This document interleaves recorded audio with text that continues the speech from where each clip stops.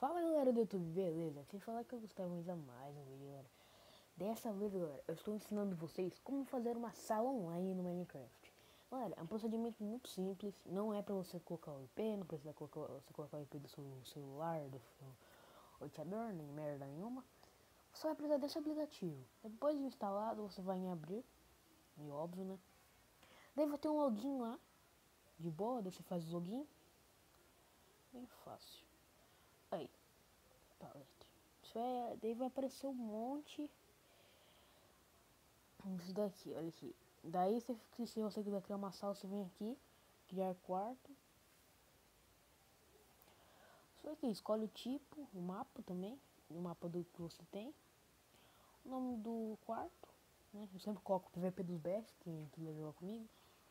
Aqui, ó. Daí eu vou entrar nesse daqui. Ah não, ele não tá com a mesma versão que eu. Então, daí você vai na versão que você tá. Daí vai aparecer, você vai esperar um pouquinho. É bem facinho, galera. Você tem que fazer uma continha lá. Daí você entra. Não precisa pagar nada. É muito simples. Quer ver? Aqui tem voz do chat. Que dá pra você falar com os outros. Só que você vai precisar de um fone de ouvido. Que é bem mais fácil. Daí deixa eu entrar aqui. Apareceu lá, como vocês viram. Ó, só que ele tem uns bugs, galera. Que tipo, você vai às vezes joinar com um Omtep, mas assim muda. Esse mundo é muito legal, hein? E valeu por assistir. Eu tô gravando, mano. Eu vou ensinar os outros aqui como entrar em servidor, beleza? Tô E vamos gravando. buscar comida.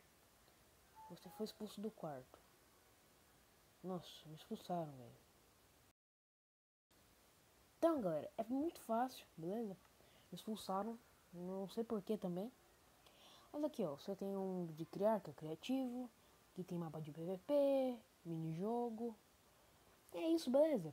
Se você quiser jogar comigo, sempre vou colocar um mapa de PVP, PVP dos BRs. Fui!